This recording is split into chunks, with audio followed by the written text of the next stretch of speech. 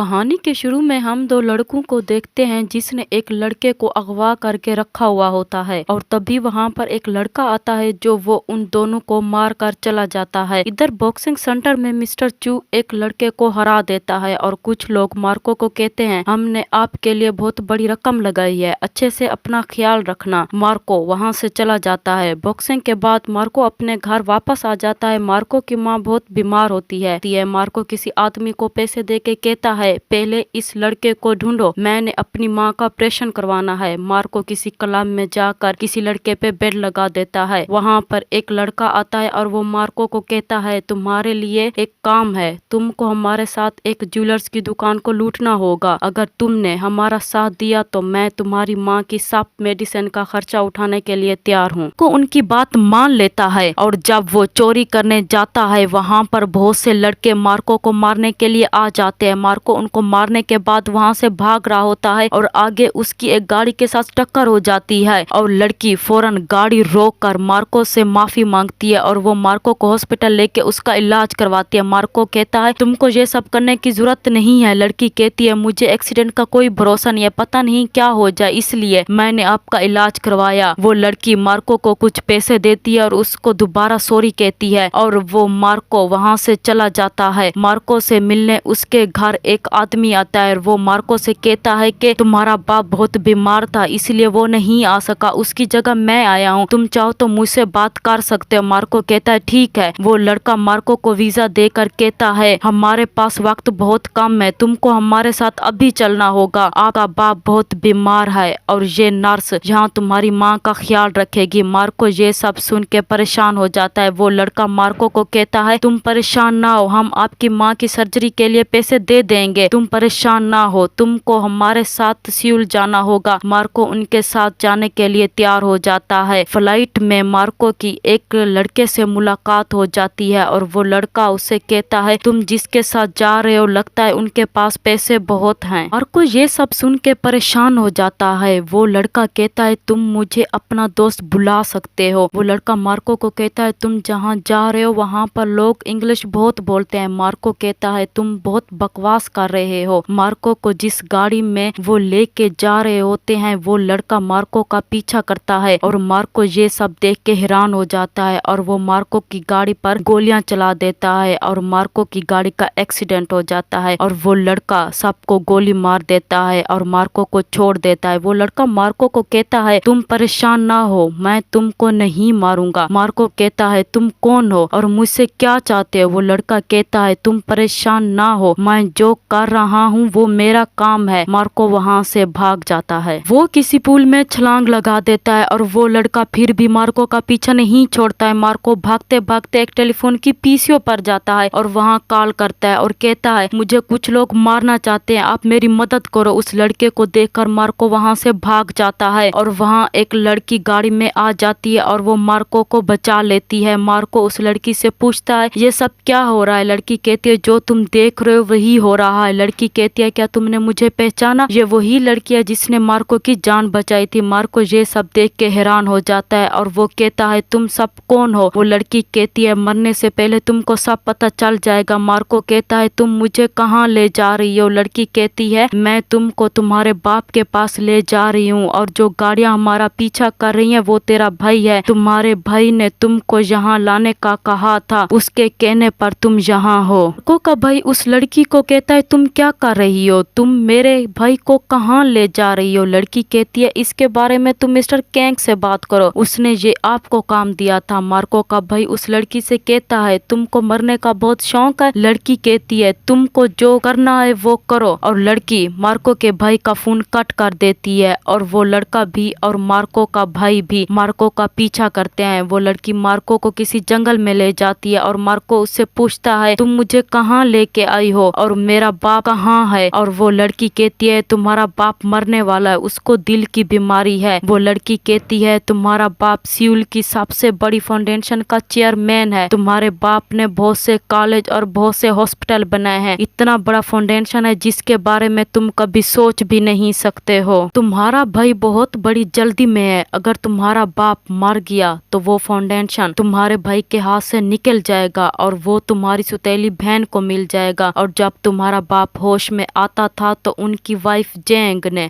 उसकी वसीयत बना ली थी और वो कल उसकी कन्फर्मेशन भी कर रही है। इसलिए तुम्हारे भाई ने तुम्हारे बाप को जिंदा रखा हुआ था, तुम इसलिए यहाँ हो। अब तुम्हें कोई बात समझ में आई? और मार्को कहता है नहीं, मुझे कोई बात समझ में नहीं आई। वो लड़की कहती है तुम्हारे बाप को दिल की बीमारी है, इसलिए तुम्हारे भाई को तुम्हारा दिल चाहिए। वो लड़की कहती है मुझे तो दूसरी टीम ने काम दे दिया है तुमको मारने के लिए। मार्को को जब वो लड़की मारने लगती है तो उसको पीछे से उस लड़के ने गाड़ी मार दी होती है। मार्को वहाँ से भाग जाता है और रास्ते में मार्को को भाई ढूंढ लेता है और वो मार्को को अपने साथ ले जाता है और फिर वो मार्को को अपने बाप के पास ले जाता है और वो ऑपरेशन के लिए मार्को को बेहोश कर देता है। वहाँ पर उस लड़के ने डॉक्टरों के कपड़े पहनकर मार्को को बचा लेता है। जब मार्को होश में आता है और उस लड़के को देखकर हैरान हो जाता है। मार्को अपने बाप से कहता है एक बाप अपने बेटे से दिल कैसे ले सकता है। वहाँ पर मार्को का भाई आ जाता है और वो उस लड़के से कहता है तुमको कितने पैसे चाहिए। वो लड़का कहता है मुझे $8 मिलियन